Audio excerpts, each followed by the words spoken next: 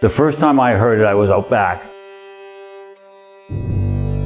I heard the rumble and beautiful outside, skies were clear. I thought, well, there must be a storm over the lake. And you get that revving feeling, you get that bass feeling, you get that pulsing noise, and it's very ominous. It was incredibly loud. The vibrations, you could feel them coming through the house and through the windows. We went out to see what it was, and it was just so intense. We can't get on there. We know we can't. There's all people that live there can't get on the island. People have reported that their windows are also shaking with that pulsing that's taking place. I think there's only 2 ways to get on the island, and they're both heavily guarded. There just seems to be a lot more secrecy that happens across the river. I wish we had some answers. Why it's under Homeland Security, I don't know. Close your eyes. Do you hear it?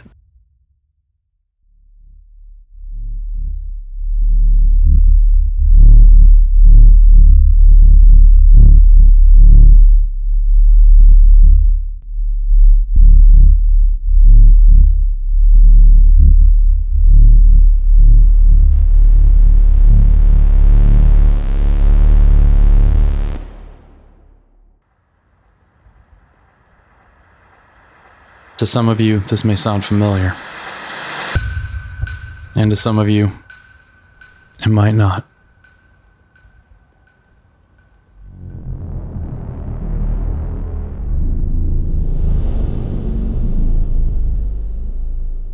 Maybe you've experienced this.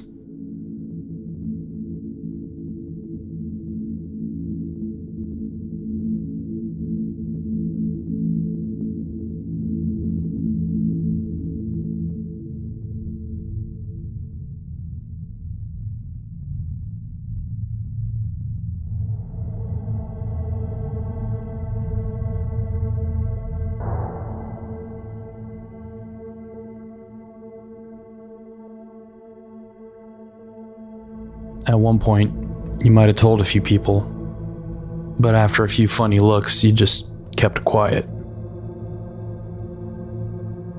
You didn't want anyone to think you were losing your mind. But you didn't stop hearing it. But it's there.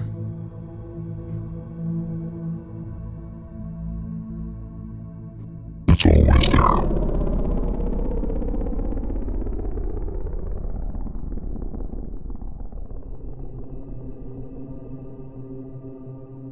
But in the town of Windsor, Ontario, about 20,000 people started finding it to be unbearable.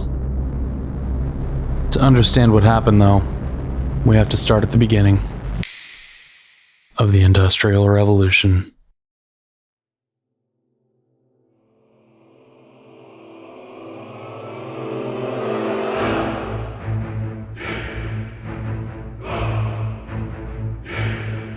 Steel.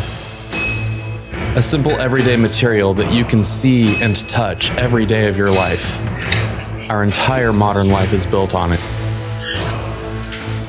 It's 1872, Sheffield, England. Until now, steel is a luxury item. One of the most useful and durable materials known to man, yet so expensive to produce, it's not feasible to think of it as a material to be used at scale. At this moment, a pivotal moment in human history is taking place: the birth of the modern world. A 38-year-old industrial baron, Andrew Carnegie, has come all the way from America to see a new process for producing steel. It turns out, if you blast enough hot air and oxidize the raw pig iron, you can burn away enough of the carbon impurities en masse that you can produce steel with greater ease and greater quantities than ever before. The young Carnegie sees the future and bets his entire fortune on bringing this new method home with him. It will make him one of the richest men in the world, and his company, US Steel, will be the first company in history to reach a market capitalization of $1 billion. Steel mills pop up all over the United States. fueled by a now industrialized nation's voracious appetite for this once rare and luxurious material, building skyscrapers, planes, cutlery, and especially automobiles. After Henry Ford and Ransom Olds set up their earliest automobile plants, Detroit becomes the world capital of automobile production, earning the nickname the Motor City. An enterprising man by the name of Samuel Zug purchases an old Indian burial ground and authorizes a canal to be dug through the south end of his property, more directly connecting the winding River Rouge to the Detroit River to allow shipping vessels access, turning his peninsula into a man-made island. Over the decades, it becomes a huge producer of steel. The appetite for steel is so large, the steel mills on Zug Island are shipping the steel in torpedo cars still molten. By 2003, U.S. Steel, the company originally founded by Andrew Carnegie, was operating one of their top mills on the island. But by 2008, disaster hits.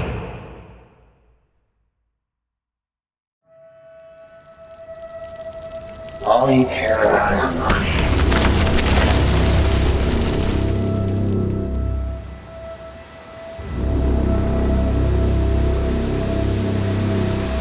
Down 1.7% here, a loss of 37 points or so. Apple shares are just getting hammered this morning.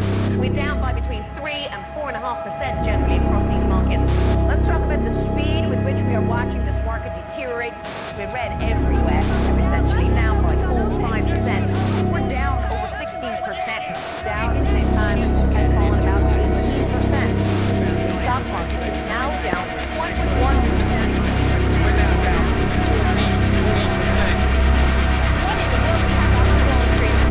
14%. Everything burns.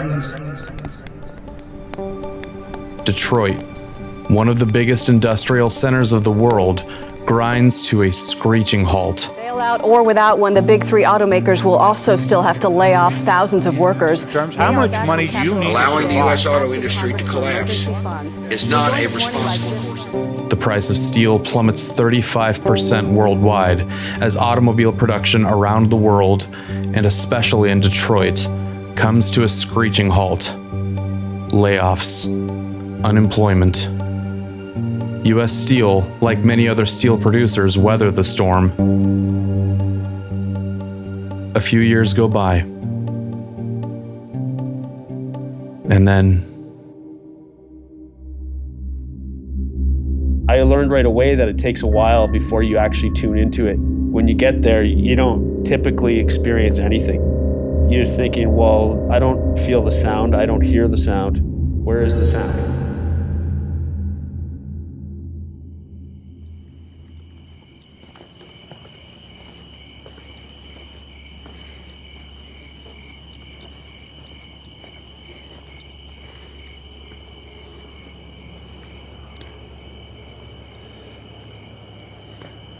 It seems to be originating from the United States somewhere.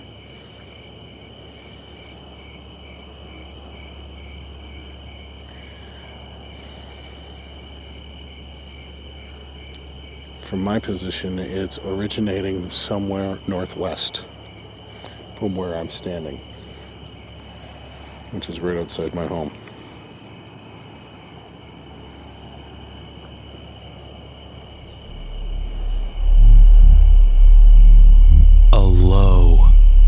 Pulsing 35 frequency hum heard in the nearby town of Windsor, Ontario, right on the other side of the Canadian border. Somebody is running something they shouldn't be. Where was it coming from?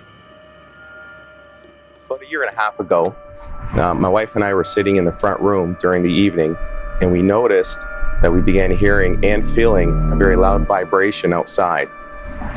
We really didn't acknowledge it at the time, but a year and a half later, the vibrations and the rumblings have become so intense that it's disrupted our daily lives. The rumblings begin almost immediately in the morning and proceed throughout the evening, getting stronger in intensity. It's hard to kind of say where we think it's coming from, but we know that it is coming from the west side of Windsor over into the industrial area. One man, Mike Provost, along with another Windsor resident who had noticed the hum, started documenting their findings and sharing them with others. This is the west recorder because that's west. Back there in the corner, you can't even see it, is the south recorder. And then way over here is a north recorder. And they get synced and pulled off and put back out every 24 to 48 hours. It wasn't long until other residents began noticing as well. The footage has not been adjusted. It has not been edited outside of taking that clip. This is raw audio data. So you guys collected a terabyte of audio recordings on this thing? Actually, no, I've got about 8 terabytes. 8 terabytes. Okay, I want to hear what this thing sounds like. You're sure? I'm positive. I understand this vibrates on the floor and everything, so you're not really getting a clear. Okay. But it'll give you an idea.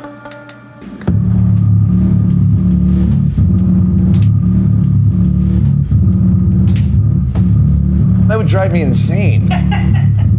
Amateur investigators started banding together, setting up microphones in their homes and all around Windsor, trying to determine what they were hearing that was shaking their homes, making dishes rattle, causing sleepless nights and migraines. Terabytes of recordings, hours and hours of research. They didn't know what it was, but they knew where it was. As amateur investigators in Windsor attempted to pinpoint the source of the sound, they all quickly came to the conclusion that the source was on Zug Island. It's like something going on at Zug. One of the most perplexing characteristics of the hum is that it was only heard on the Canadian side of the border. Almost no one in Detroit reported hearing anything at all. Right here on my waterfront, right in between our corporates, and I'm not feeling nothing. The River Rouge mayor says he's skeptical and questions whether Zug Island companies, U.S. Steel or DTE Energy, are causing the hum. He says he's sympathetic to the plight. Adding to the mystery even further, when they attempted to gain access to the island to find out what was going on, they were denied access, and U.S. Steel refused to comment on the matter. Now, normally this alone wouldn't be out of the ordinary. Industrial properties all over restrict access. These are dangerous places.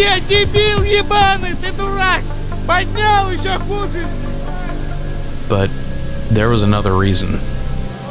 And the company won't say specifically what goes on there. It's closely guarded by private security and Homeland Security officials. This is a restricted area defined by Homeland Security regulations. Homeland Security. What were they doing there all of a sudden? And why did their presence coincide with when the public started hearing the hum?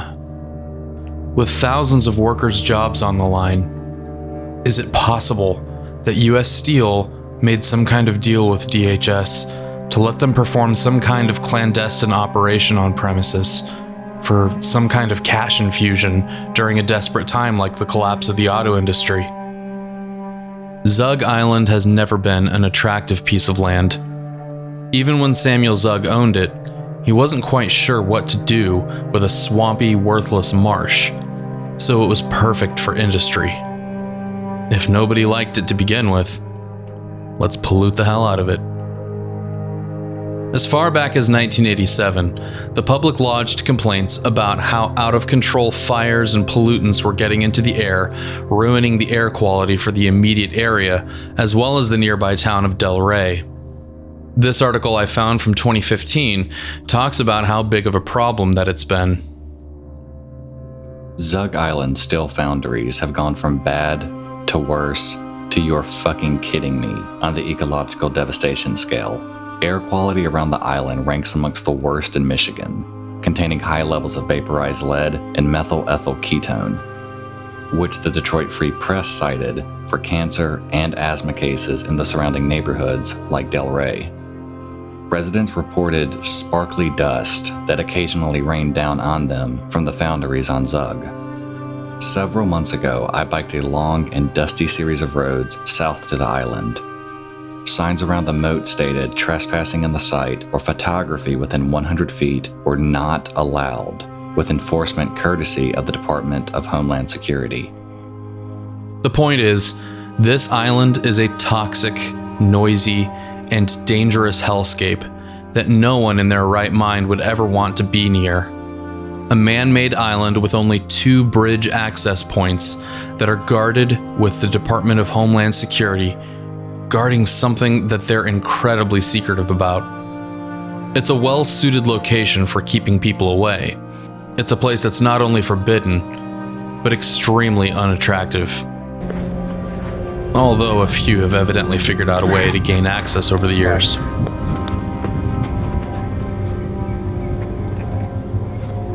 All right, so we're talking about the hum, which, as we know, has been an issue in the Windsor area for some time now. There was recently a telephone town hall where over 20,000 people took part in the telephone town hall to let us know what's going on and what they're hearing and the impact of that is. We're really pressuring to heighten awareness and to try to get some action on the Michigan side in terms of trying to pinpoint exactly where this hum is and what needs to be done. Last night was so bad, the picture frames on the wall were shaking. We've never experienced it to that intensity here like that before. So I think a lot of people are feeling frustrated because it seems to be getting really, really bad again. My oldest son hears it at night, but he can go back to sleep, no problem. But my youngest, Sam, the 15-month-old, I'm sure that the hum is the reason why he doesn't sleep well. It's that pulsating vibration, and I really think he's in tune to it. So it definitely is disrupting his sleep. It's always disrupted my sleep, especially when he doesn't sleep. My husband and I can't either. The noise complaints got so bad that the Canadian government spent about $60,000 on a study from the University of Windsor to determine the cause.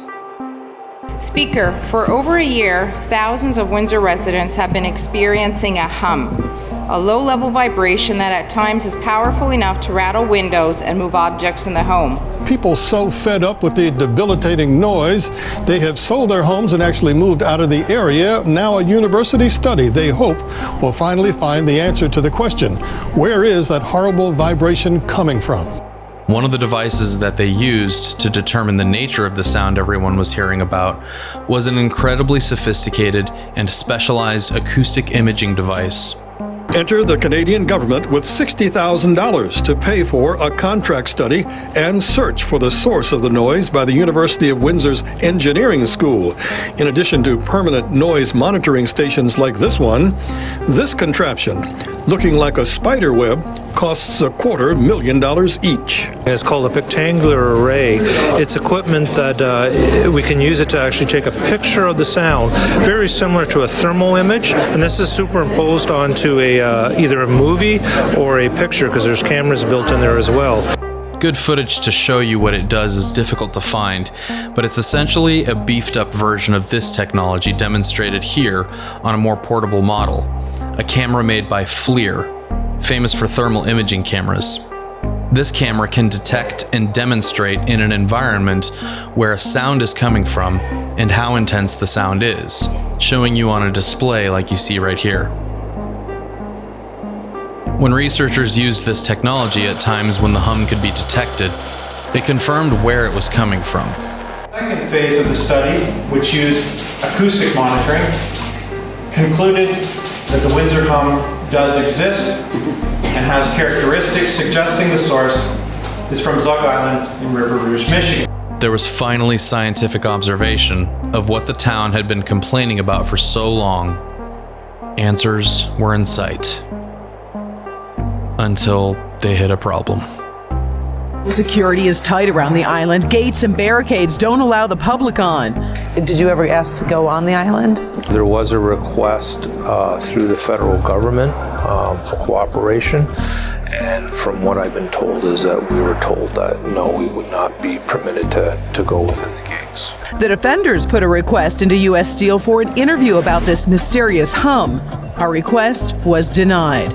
Really, unless some researchers have access to the site and can do a thorough scientific investigation, I think we're all going to be left wondering.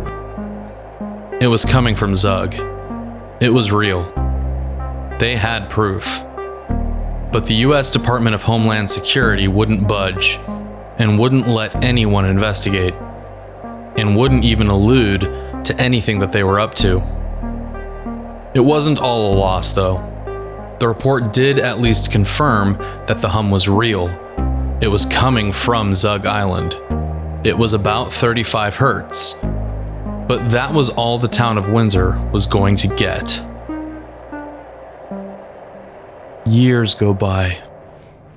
The residents of Windsor deal with the incessant hum every day, some claiming it getting worse and worse as the years go by.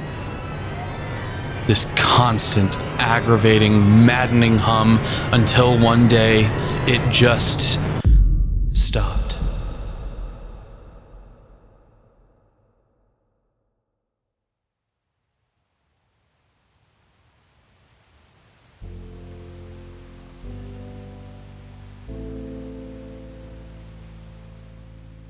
For a decade, Canadians living near the U.S. border swore they could hear a strange reverberation.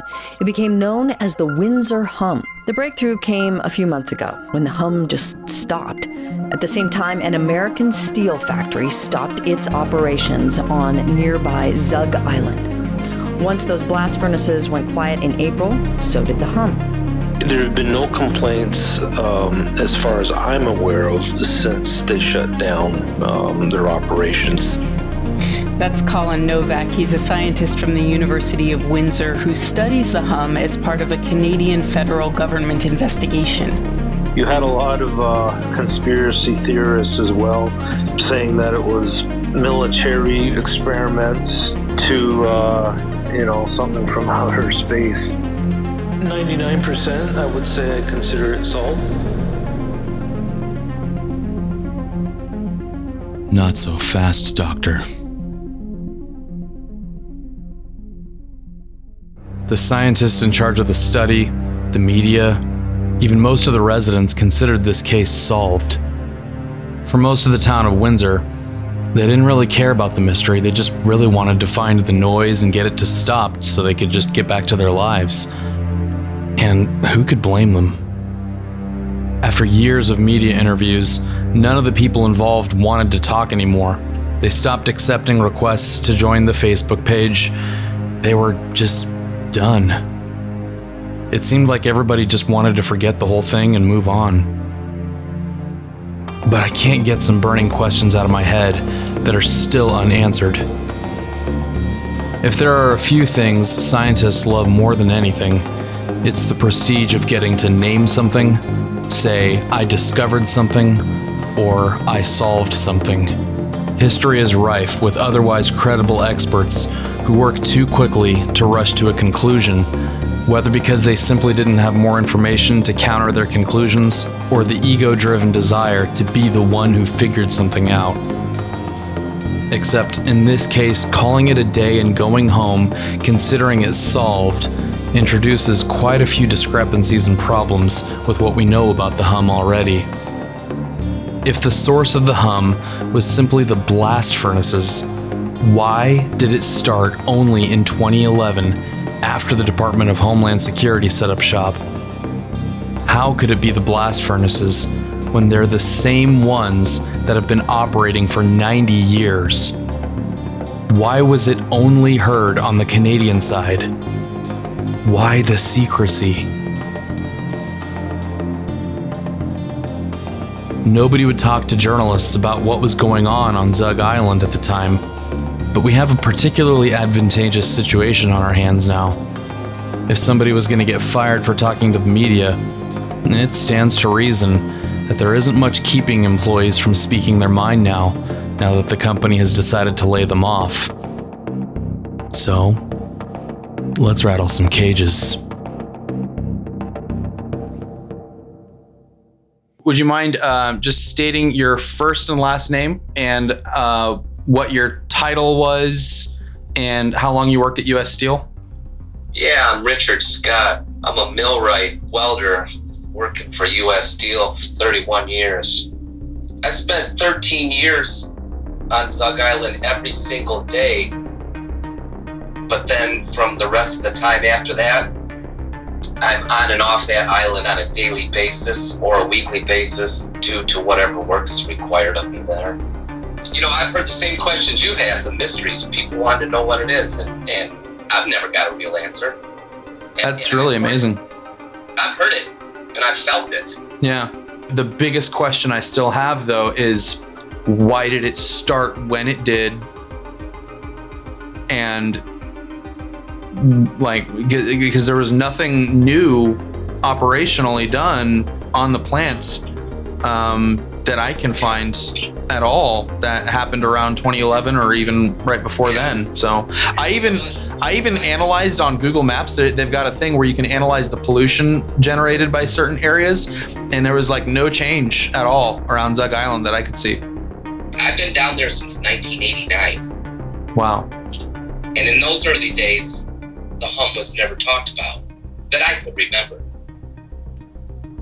Yeah, it really did seem like it started happening around 2011. Yeah, that's what I'm saying. But the process was always the same. Why do you think U.S. Steel was so secretive about it? Because I mean, to many people, like in the town of Windsor, it seemed like they felt like they had a pretty clear answer, but they just couldn't get any confirmation. Even after that big study done by the University of Windsor was done to try and isolate the location of where it was coming from. Do you know what the at least the scuttlebutt was on why the secrecy? You know, my only thoughts are big business not wanting to deal with the public. Sure. About issues. That's my only thoughts on it. That was kind of similar to what I had in mind too.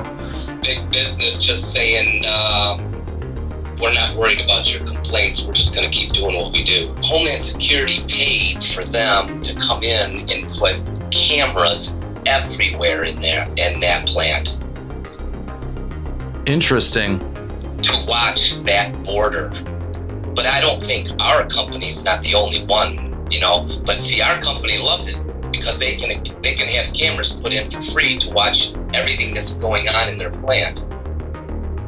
That really adds a lot to the theory that I was starting to propose earlier in the video, where is it possible that with the economic downturn after 2008 that U.S. Steel worked out a deal with Department of Homeland Security to get a cash infusion to keep their business going and save a bunch of people's jobs and all that? Yeah, well, they definitely got some money. Well, yeah, but what they did with that, yeah. I don't know what it was, what the deal was between them and Homeland Security, but they are on there. Ever since that, 2011, they drive in and on there, and they park there and they watch. Do they have an office there on the island? Like, do they have like a base of operations? No, they don't. Just a agent just comes on to just observe and inspect and all that stuff?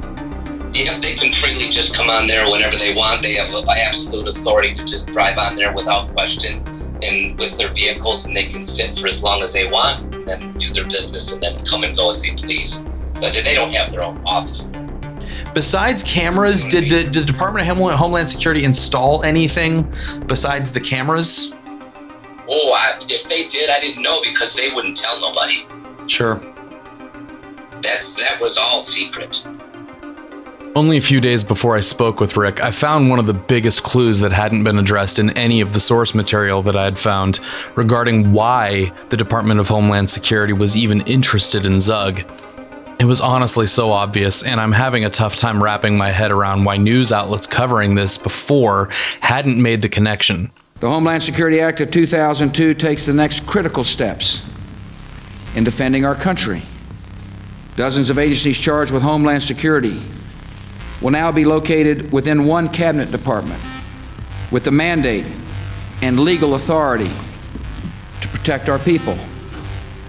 It's now my privilege to sign the Homeland Security Act of 2002. You see, shortly after 9/11, President Bush established the Department of Homeland Security with the goal of shoring up protections across the nation against any future terrorist attacks. Under Presidential Directive 7 in 2003, federal agencies were mandated with the task of identifying critical infrastructure that needed protection against attack. By 2008, under the DHS, the Office of Infrastructure Protection was established, identifying critical public and private infrastructure that would now fall under its jurisdiction. And the very first item listed as key infrastructure is primary metal manufacturing, iron and steel mills, and ferroalloy manufacturing. Facilities engaged in the direct reduction of iron ore, manufacturing pig iron in molten or solid form, converting pig iron into steel. So there you have it. But as easy an explanation as it appears to be on the surface, all it does is address one element of this, a reason for DHS to have a presence on Zug Island, but it doesn't address the most important questions. We never even seen them put equipment in. I think they came in at nighttime and did that stuff. I don't know. I'm sure they did. Yeah, if they didn't want people knowing what they were putting and where, they wouldn't want a lot of witnesses that don't have clearance. Yeah, I don't know what kind of equipment. I know they put cameras in. I don't know if they put sound listening devices or vibration. I don't know what they did. You say that you said they put in cameras. Is that because you saw the cameras? Oh, you can see the cameras. Okay. Yeah. They put in a couple hundred cameras after 9/11 in that place, and the story they told us was that they put them there to watch the international border. So were the cameras all pointing towards the border, or were they pointing at you guys? Well, they're those dome cameras. If you look, they're all the ones that I could see. Are mounted up high on towers, and they're like the dome, like the R2D2 looking cameras. You know what I mean? A 360 degree camera with extreme zoom. I know that much. Mm-hmm. If you're on the Canadians, it's about 1 mile from shore to shore, from our side to Canada. Mm-hmm. And I'm sure those cameras can zoom all the way to the Canadian shore and see what you've got in your front pocket, you know. Amazing. I wouldn't doubt it. Another interesting detail that I found out from Rick is that evidently the plant was shut down not because of COVID. You know, there are no more neighborhoods around Zug Island. Yeah, Del Rey is basically a ghost town now. You probably have less than 25 people living in that city anymore. Really? Yeah. For the last probably 8 years, they've been using Del Rey as the movie companies moved in there. Really? Oh, they moved in there big time, and that makes sense. I gotta say, I mean, looking at footage of Del Rey, I was having fantasies about getting to go out there and film like some kind of post-apocalyptic sort of short film or whatever. I would have a blast with that. Yeah, you could. But, honestly, right now, if you're going to do it, you better do it quick because they're actually cleaning it up. You want to know why they're cleaning it up? Well, it's a hazard, right? Well, no, they're in the process. And here's another big mystery that nobody has proof, but everybody believes that they shut Zug Island down because we're building a new bridge from Canada to the United States, the Gordie Howe Bridge. I wouldn't blame it so much on COVID because that was an after fact. This happened before the COVID hit us. Whoa! Hold on. You said they shut you down before COVID hit you? Oh yeah. Because I thought it was shut down in April of 2020, right? Oh, it started before that. They were already starting to shut down before COVID. Oh yeah. They had already started to shut down in early 2019 when COVID hit. When were you let go? Oh, I was just let go. What are we in 20? I was let go in October. This last October? Okay. The only thing that's running on that island right now is the coke plants. The conversation I had with Rick got pretty interesting at some points. I've never been seriously injured there. I have personally had friends killed there, and oh wow! One of my friends, I witnessed one of my friends on Zug Island die. Oh my gosh, I'm so sorry. It's a very, very. There's been people on Zug Island that have been blown up. Blown up? Well, if you're interested in the rest of the conversation that Rick and I had, I've made the full interview available to patron members over on patreon.com/NightDocs.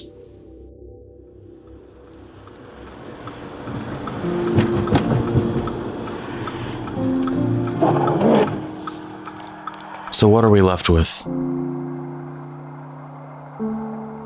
It's been almost a year. The hum in Windsor is gone. Except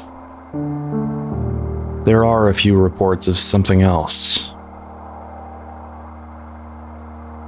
Something underneath. Something more ancient.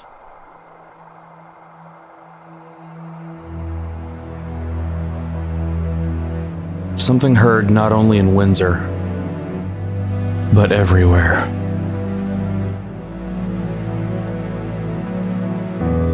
Next time on NightDocs.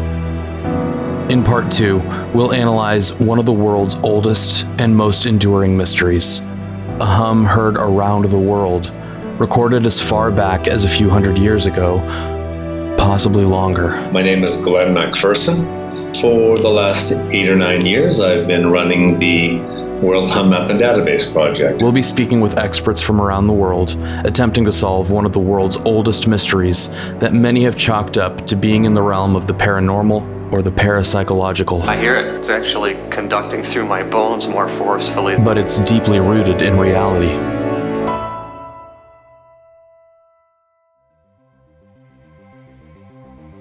Out of the darkness, we can all find light. But for now, this is NightDocs, signing off.